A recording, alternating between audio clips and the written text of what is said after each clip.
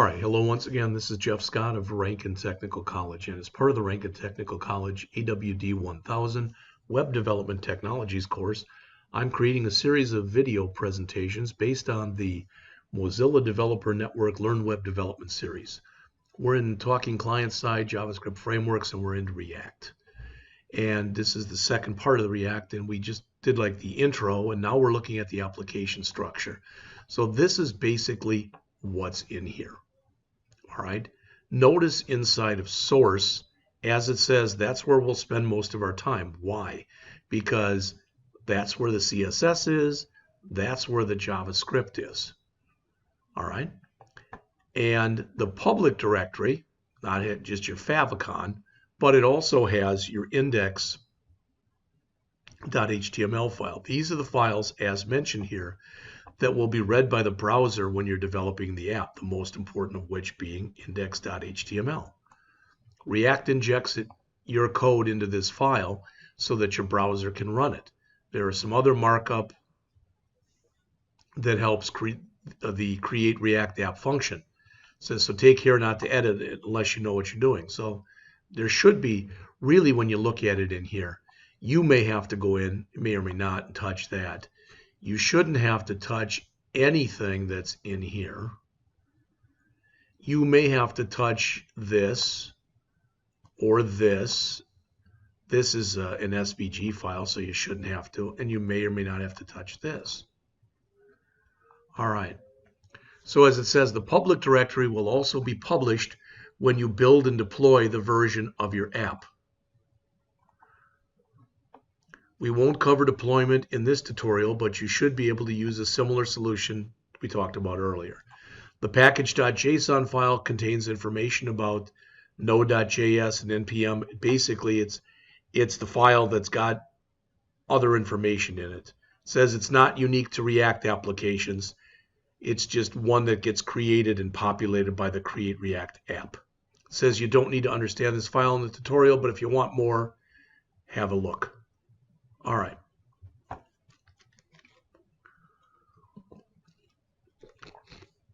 So, exploring our first React component, app. In React, a component is a reusable module that renders a part of the app. These parts can be big or small, but they are usually clearly defined and should, ideally, serve one single obvious purpose. It says, let's open the app.js file since our browser is prompting us to edit it. This file contains our first component, app, and a few other lines of code. So that's what they have, and let's double check to make sure that's indeed what we have. So there's app.js. I'm going to remove the three lines that I added, and I'm going to shrink this down, and we're going to look and compare these two.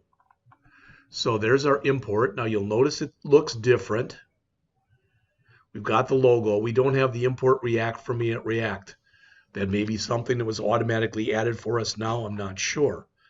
But then we've got our function app, return, our div, our header class name, our image, edit, class name. So this is that A tag.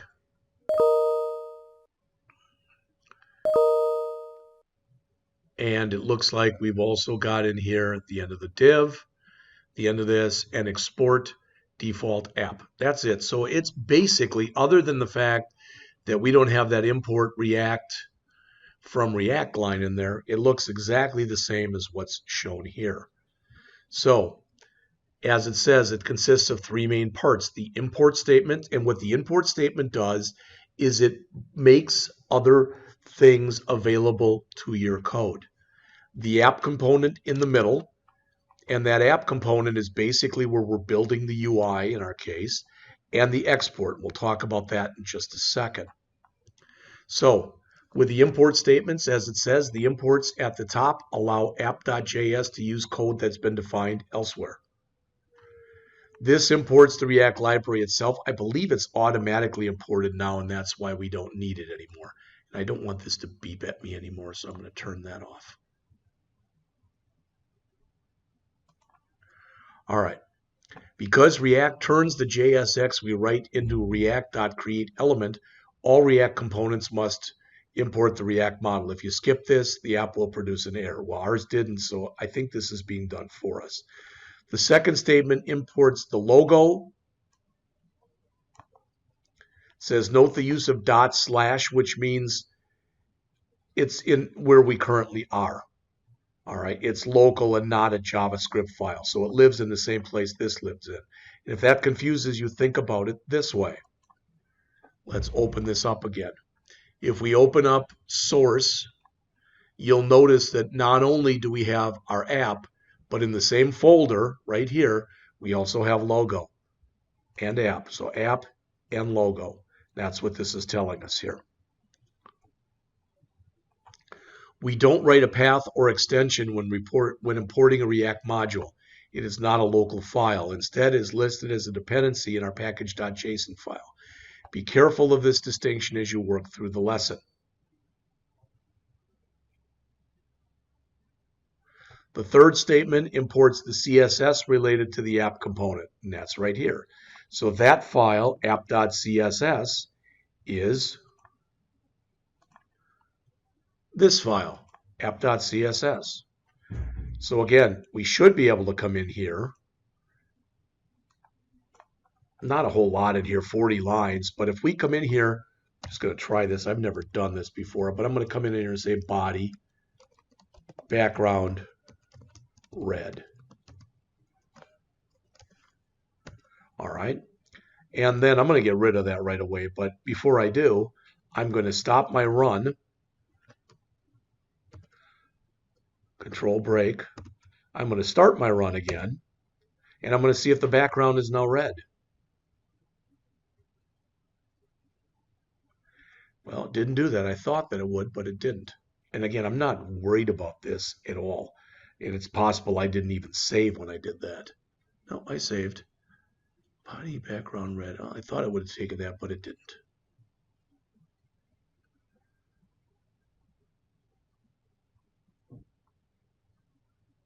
Well, we've got in here app header, background, color.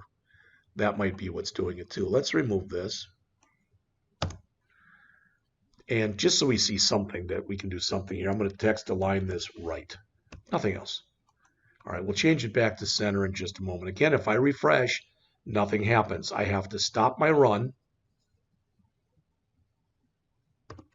start my run again, and let's see if it now takes that logo and pushes it off to the right. That didn't work either. All right, enough. I want us to keep going here.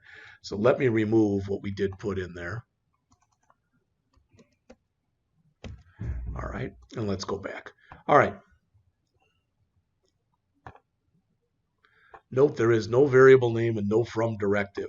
This particular import syntax is not native to JavaScript module syntax. It comes from Webpack. Okay. Next, we've got the app component. As it says, after the imports, we then have a function named app, whereas most of the JavaScript community prefers camel cases like hello world, etc. React uses the Pascal case. That's why app is in uppercase. All right. If you rename the app function to app, the browser will throw an error. So we're not going to do that. Let's look at this more closely. It says the app function returns a Jsx expression. The expression defines what your browser ultimately renders to the DOM. Well, that's what's in here. Some elements in the expression have attributes which are written just like in HTML with the attribute equal function. So you can see this. Class name equals, href equals, target equals, rel equals, etc. And this stuff, class name equals, source equals, etc. All right. On line 3, it says the opening div has a class name attribute right there. This is the same. Let me shrink this down a little so we can see all of it.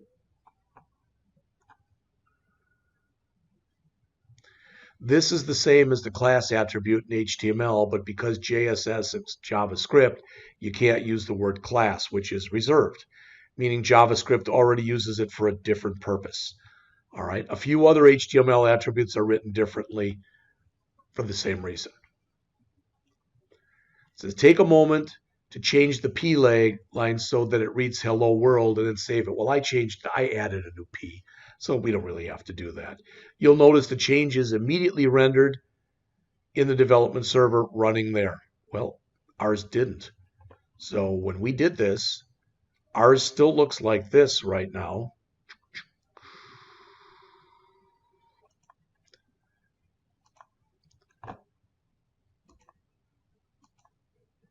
And when I refresh, it didn't change anything.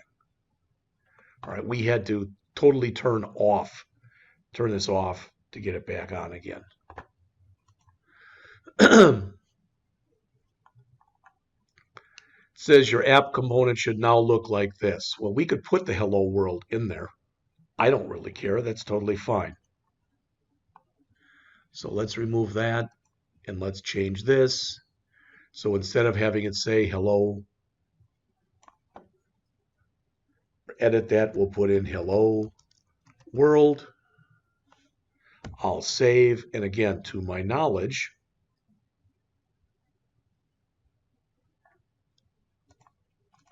if I refresh, oh, it did change it. Okay, so it did change it right away. I stand corrected.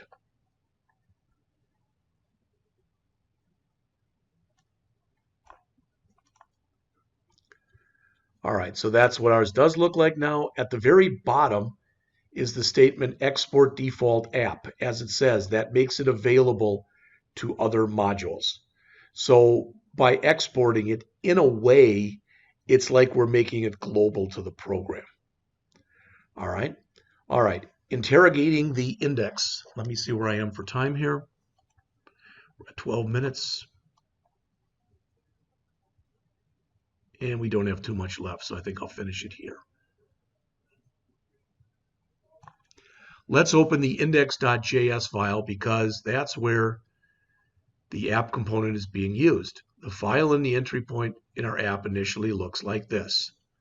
So let's open up the index.js.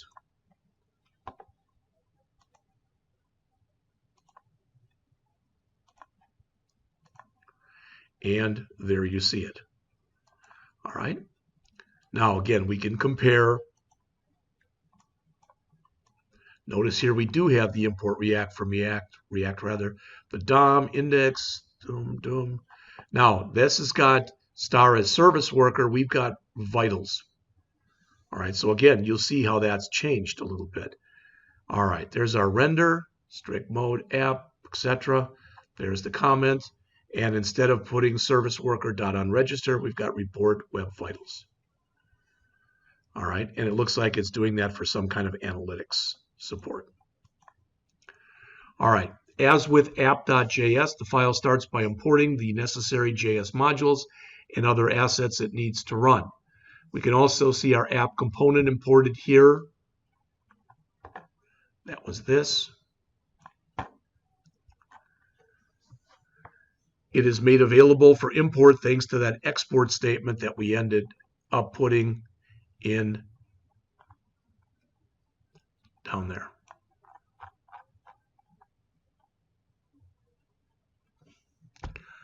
Line 7 calls the React DOM.render,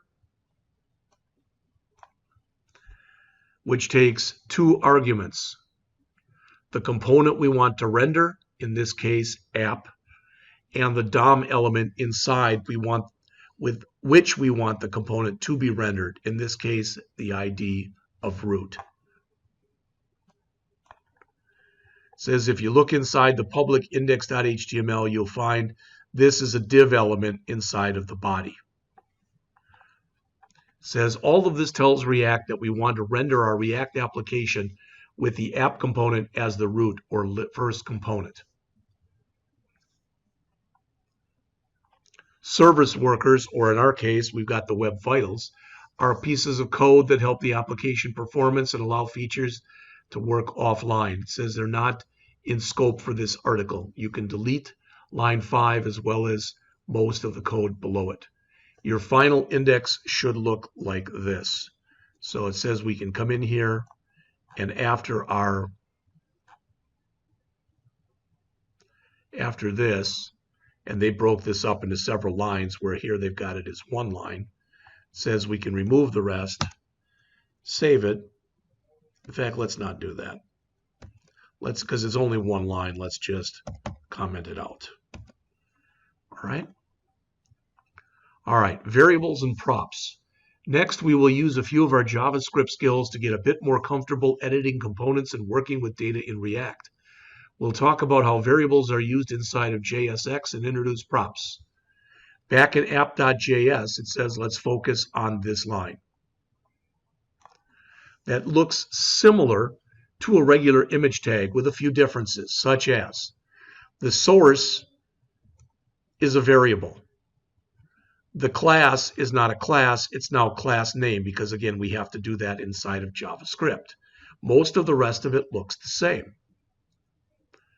So as it says, the source attribute is in curly braces. This is how JSX recognizes variables. React will see logo and know that that's what we're referring to. Let's try making a variable of our own. Before the return statement, let's add const subject equal React. So we want to put in that line before the return statement.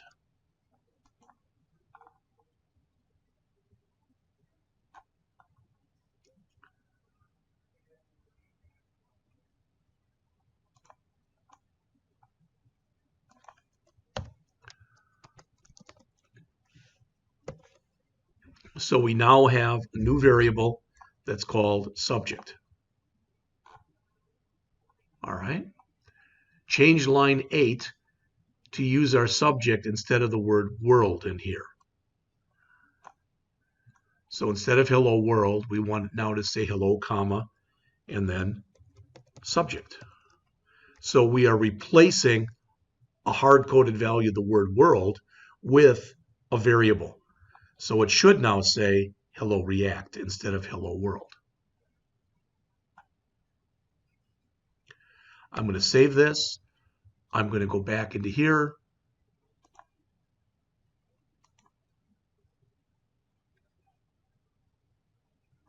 Now this might be one, let's see. I'm going to stop the run. And I'm going to start the run again. And now I'm going to look, and it has hello React. Maybe it did before and I just didn't notice it. All right, so we've got hello React now. All right. A prop is any data passed into a React component. React props are comparable to HTML attributes. Whereas HTML elements have attributes, React components have props, which are written inside of component calls and use the same syntax as HTML attributes. In other words, prop equal value. In React, data flow is unidirectional. Props can be passed from parents to child only, and props are read-only. It says let's open index.js and give our app call its first prop. Add a prop of subject to the app call.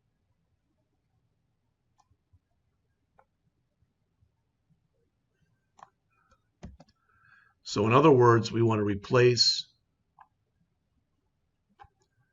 this with that.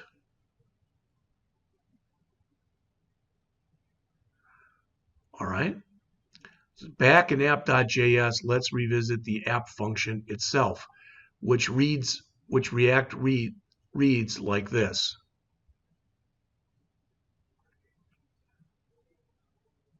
It says change the signature of our app so that it accepts props as a parameter and delete the subject const that we just put in. Let's save this.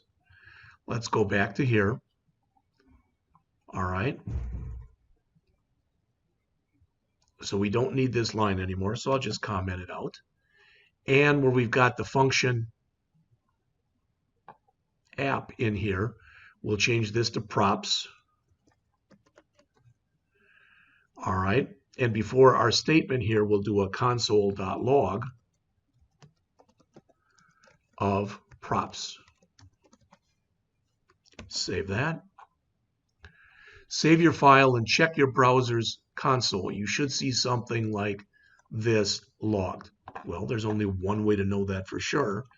So, whoops, we're going to come back to here. And it's giving me an error. And it says unexpected tag end. All right, let's look and see. I goofed something up. So let's see what I goofed up.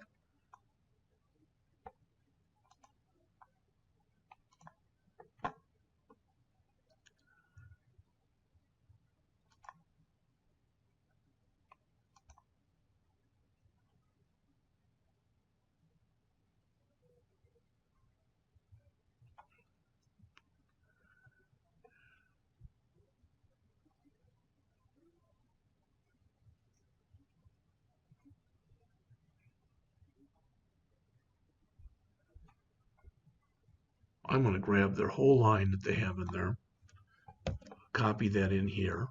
I'm going to take what's in here and I'm going to comment it out and replace it with that one line, just as they've done. Now, I don't know if that will have fixed it or not have fixed it. Still says now subject is not defined in app.js line 12.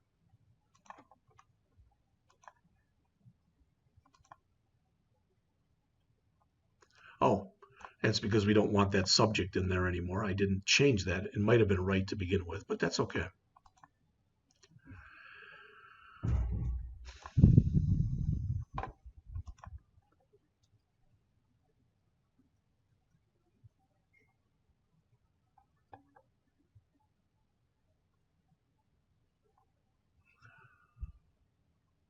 So this is what our function should now look like.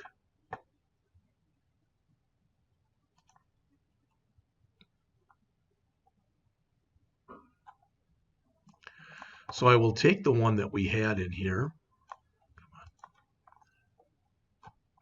and I'm going to comment it all out, and replace it with the new one that they just told us to put in, which is right here. All right. So still is giving me an error. Return statement. Unexpected token.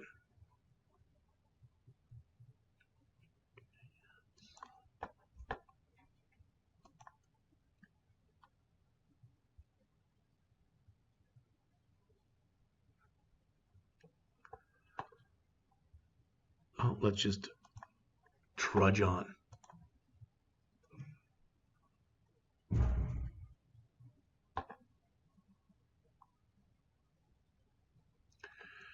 says the object property subject corresponds to the subject prop. In fact, let's check. Oh, I'm way over. So let's finish this up in one last lecture.